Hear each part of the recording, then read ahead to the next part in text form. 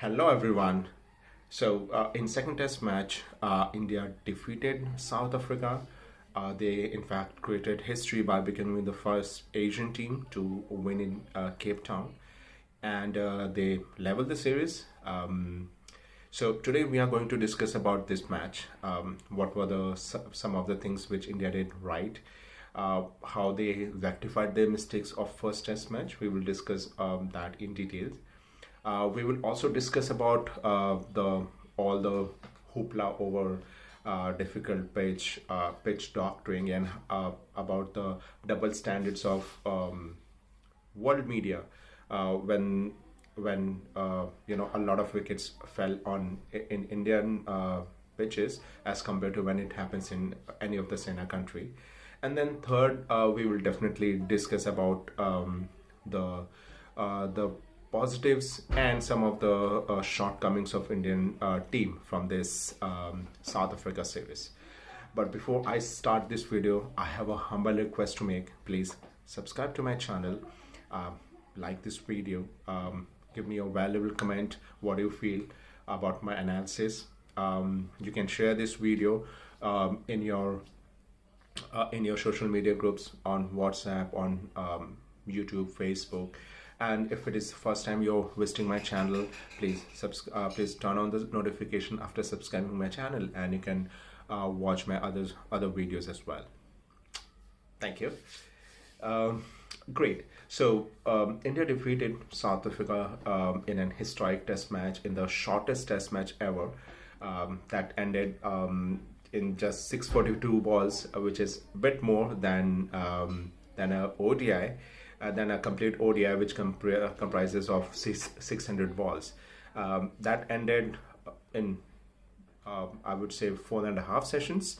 And definitely there are a lot of discussions going on about the pitch and all those things. That is definitely we're going to cover. There were a lot of things which India did right in this test match, especially with the with the alertness, with the team selection. So we will discuss it in details. Once again, I want to tell you what things we are going to discuss today.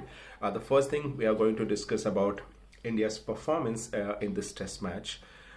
Second will be we will be discussing about the pitch, and difficult pitch, and whether it should continue, and how how it impacts the cricket in total.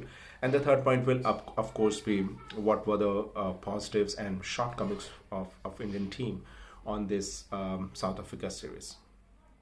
So the first thing which I noticed during the second test match was the alertness and proactiveness of Rohit Sharma as a captain, which was lacking in the first test match. If you have watched the test match, you would see that even in the first half, in the first hour of play, he positioned himself at the short cover, and Bumrah got a wicket. I believe Stubbs got out because of that. So that was the proactiveness. Not only this, he put a shot, he put a leg slip for Zazi, and even he was trapped. So it shows that Rohit Sharma was alert, and he was proactive. He was planning the wickets with the bowlers. He was asking what you need and what kind of ball we should do. He was putting pressure on the batsmen by putting fielders at different points, which was definitely creating doubts in batsman mind. This is something which was missing in the first test match, else things would have been different. Although I'm still not sure what was the reason for playing Prasidh Krishna, because even in this test match he was not that much effective. In first inning he bowled 4 overs, didn't get any wicket. In second he get a wicket. Because see, if you look, it was the same pattern what happened in the first test match.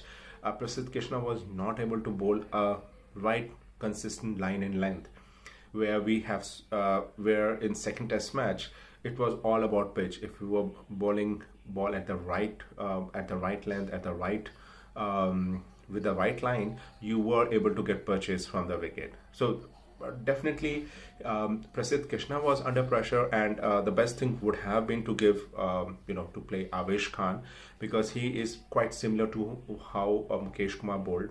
I mean, he has he has the same natural line and length, and we saw how he was effective in the ODI series as well. So that could have been a better option, but. But thankfully, because of Siraj's performance in the first inning and Bumrah's performance in the second inning, and some harakiri by South African batsmen, India were able to restrict them, and they were able to win. Uh, all the bowlers, see, before, after first Test match, the way India lost, and the way everyone start criticizing them, questions them. About everything. Yeah, a lot of things were not that required, but yes. See, to be very frank, when you're playing international cricket, when you are one who is representing India out of million of people, and cricket, we are cricket crazy country, so everyone expects a lot. Yeah, sometimes it is a bit harsh, but the after effect of all this criticism was that every player in the team, they were hurt. They feel that pain, especially what happened in World Cup. They were really very hard, and they were determined to prove everyone wrong. People were questioning that how they are going to win in Cape Town. They have never won till now. And the way Rabada was taking Rohit Sharma's wicket, the way other were not comfortable against left arm seamers Jansen and Berger.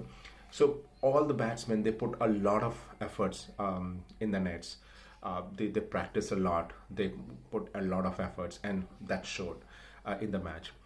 During bowling as well, we saw Siraj, rather than trying different things, he focused on consistent line and length. And trust me, when Siraj starts swinging the ball, especially his outswinger, he is a very deadly bowler. We saw what he did last year against Sri Lanka a couple of times, and in Asian countries, not even in Sena countries. So he was definitely going to be ruthless. He was going to be very dangerous if there's any swing available. And the same thing happened, coupled with good captaincy of Rohit Sharma, who put fielders at the right place. Siraj was able to grab 6 wickets, and he was equally supported by Bumrah and Mukesh Kumar, who made his debut and surprisingly looked very good, much better bowler than what Prasidh Krishna was. And again, the question is that why Mukesh Kumar was not played in first Test match. Trust me, things would have been different if he was in the first Test match. Again,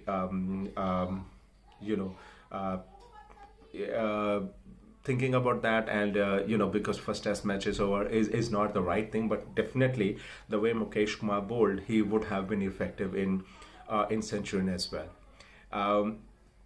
So India shot South Africa at a score of 55, which is the lowest by South Africa against India, and also they were shot down in less than 1.5 hours. I mean, before lunch they were all out. India made a decent start. Rohit Sharma was pretty aggressive. He did not allow any bowler to get settled, especially Rabada, who is his nemesis.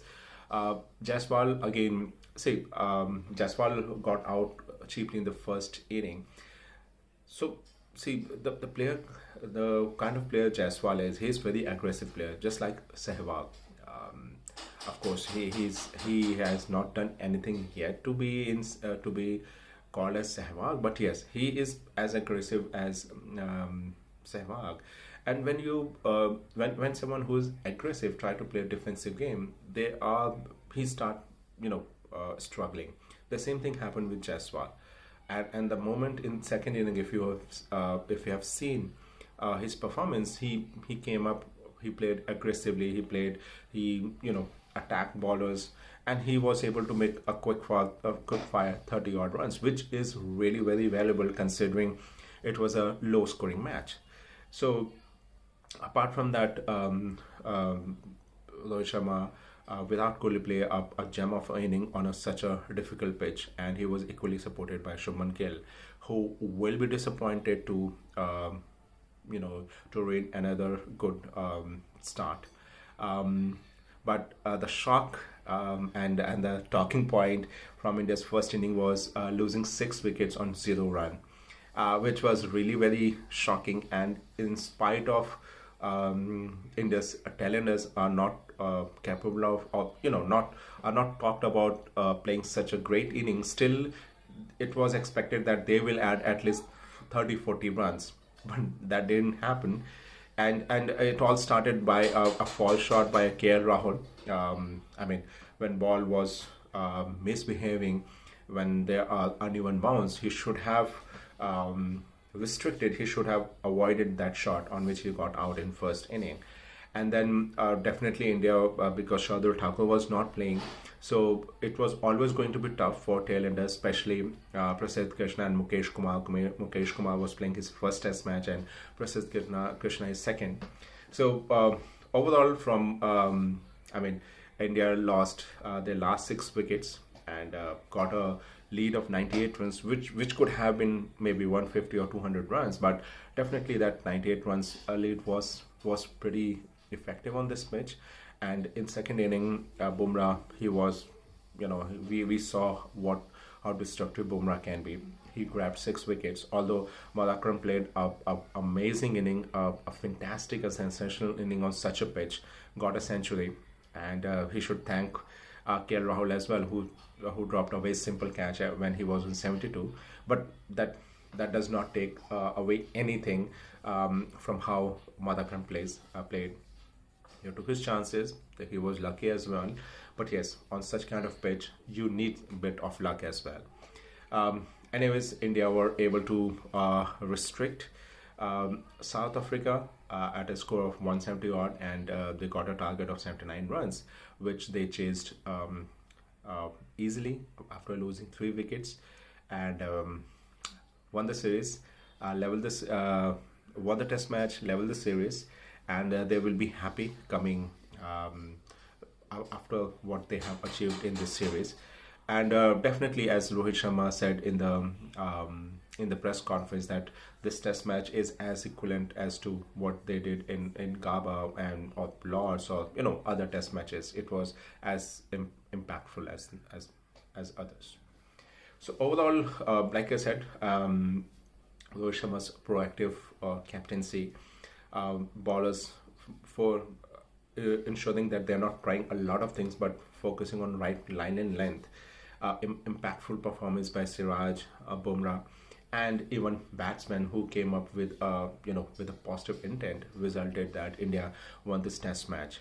And South Africa's strategy of preparing a difficult pitch backfired, especially considering it was the last test match of their captain or makeshift captain Dean Elgar, who has served South African test team very beautifully.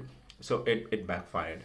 With that, let's talk about the second point today, that is about preparing difficult pitch and why there is such a double standards when this kind of pitch is prepared in Sena countries as compared to India. So last year, when in Indore, pitch started turning from day one, and I believe that test match ended in 2.5 days. Everyone started saying that it was pitch doctoring and India is not playing fair, this and that, it is difficult pitch. But when in Capetown we saw that test match ended in little bit more than 4.5, so it was not even 2 days, in 1.5 days, the shortest test match ever. And in first day we saw 23 wickets falling, and no one came up and criticized the pitch. Why? Because when Asian countries, or when this thing happens in Sena, that is South Africa, England, New Zealand and Australia, then it is giving chance to bowlers and creating equality between batting and bowling, and it is going to seem batsmen are not prepared. They are playing a lot of T20 games, and that's the reason they are not. Their defense is not strong. There was nothing wrong in the pitch. But if the same thing happened in India, and if pitch starts turning on from the first day, everyone says that, oh, this is wrong, and this is not the way Test match should be played. Why? I mean, if a pacer can take advantage of pitch from first day, why a spinner cannot? Only because players from center countries, they are not that much comfortable playing spin. They're different. They just go bonkers if they see a ball taking a lot of turn on the first day. So this is double standard. And as Rohit Sharma said in a press conference, and I totally agree with him, that it's not about, see, once in a while you need to have that kind of difficult pitch, whether it's in India or in center countries or any country. Every country has this.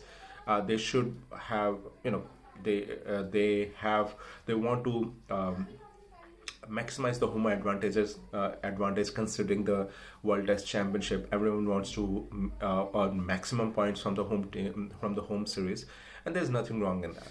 Okay, but when you talk about pitches in South Africa, Australia, when they prepare a difficult pitch, it becomes, when you are having an uneven bounce where pacer can, are getting a very dangerous bounce, it is a threat to a player's life, as compared to when it happens in India. Ball is turning, but it is not uneven bounce, which, with one ball going above batsman head and another just in toe.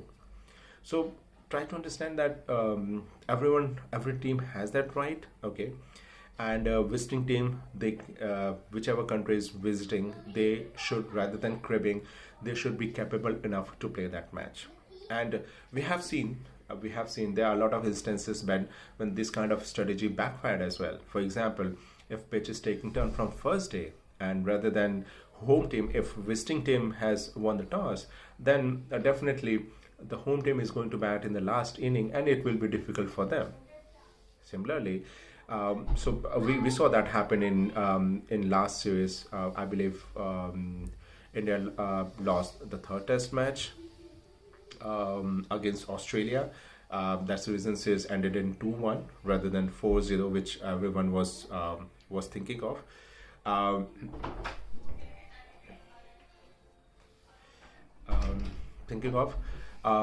So it backfired. Similarly, what happened in South Africa in this Capetown Test match, it backfired. So definitely preparing a pitch is another thing, and taking advantage of that is other thing. And there should be, ICC should be balanced in that. Okay, either they should say that such kind of pitch should not be prepared, and they should come up with a format that, okay, for first, maybe for a couple of days, batsmen should get help, and then bowlers should get help, or leave it on the home team how they want to prepare. So in my view, definitely it makes a match interesting when there's an equal competition between ball and bat and ball. And for the change, we can see that bowlers are taking more wickets. It also shows the temperament of batsmen, and if a batsman is able to make runs in such scenario, like what we saw the inning Malakram played, or for example what Rishabh Pant played in Brisbane, or Pujara played in a lot of Test matches, it shows the caliber of that batsman. So they should get that chance.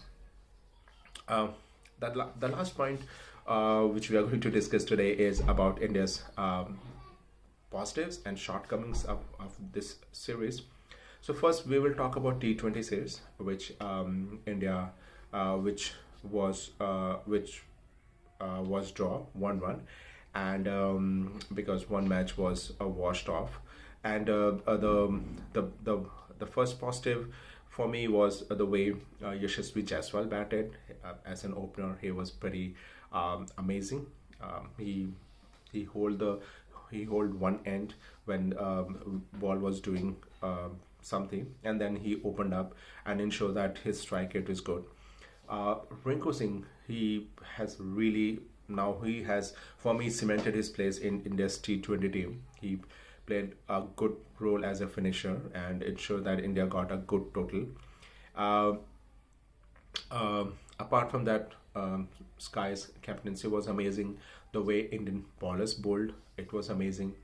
Um, and of course, um, because of that, India won the T20 series 1-1 when India was playing a very, very, I would say, not even India A team, it will be considered India B team because there were hardly any senior players. Um, sh- Talking about shortcomings, definitely I'm disappointed in the way Tilak Verma played because it was a, a golden opportunity for him to show his skills. We have seen how dangerous he has been in IPL, but somehow he could not cash in. He was not able to make runs, and uh, unfortunately for him, now he has to make way for others because um, the T20 series, which is starting in few days against Afghanistan, all players will be available, and definitely selectors will prefer others because Tilak Verma was not able to utilize his chances. Second thing, of course, India's team, whether it was Skies or coach Vivis Lakshman decision, but India's reluctance in trying sixth and seventh bowler was really a disappointment. Very disappointing because we have seen that whenever there are crunch situations, India are not able to win those situations, especially in knockout matches, because they don't have additional bowlers, that extra bowlers, and their main bowlers are going for runs. And it was a golden opportunity to try Tilak Verma. Rinku Singh is a decent bowler, to see what they are capable of. See, uh, if you are trying these bowlers, if they are bowling in net, it is meaningless until unless they are getting overs in a crunch situation, and then they are able to deliver. Because in crunch, in knockout situations, those kind of situations are going to happen. Um, Talking about ODI series, I really love the way Indian seamers bowled, especially Avesh Khan and Arshdeep Singh. It was very refreshing change, and because to be very frank, sorry, South Africa batting lineup was pretty decent in ODI. In fact, most of the regulars were part of it, and still India were able to Indian seamers were able to bowl impactfully, especially Arshdeep Singh, who has been questioned a lot in past, but he showed that he has skills to sustain and win matches in international cricket as well, whether it's T20 or one international. Um, Kuldeep Yadav, he bowled beautifully, got some good wickets. I'm pretty impressed by the captaincy skills of KL Rahul. Definitely, he is showing glimpse that he can do it at a regular time. Not to forget his amazing skills with wicket keeping. India won that ODI is 2-1. Definitely, talking about the shortcoming, of course, it will be again the way middle order. There was a bit struggle in the middle order, and again, India's reluctance in trying sixth or seventh bowling option. Although in second one day when match was already done and dusted, KL Rahul tried Rinku Singh, and even for to Linku's surprise, he got wicket on the first ball itself. So, like I said, that you need to keep on trying bowlers in difficult situations to see exactly what they are made of. Even if you're losing some meaningless one day bilateral series, it's not going to matter. But that exposure, that experience which these bowlers are going to get, that will be very impactful. Talking about test matches, positives were definitely for me Mukesh Kumar. He has made a sensational debut. He definitely he has shown that he belonged to international cricket, whether it's T20 one day or test matches. The way KL Rahul played as a in middle order and as a wicket keeper was amazing, was impactful, especially in first test match. He really played a very amazing inning. Uh, and yeah, um, the bowler's performance to be more to be more precise was a positive for India, especially Siraj, who has who does not have, who was not that impactful last time when India tours South Africa. He will be happy to contribute more this time. Talking about shortcomings, definitely Shubman Gill will regret, messing up his chances.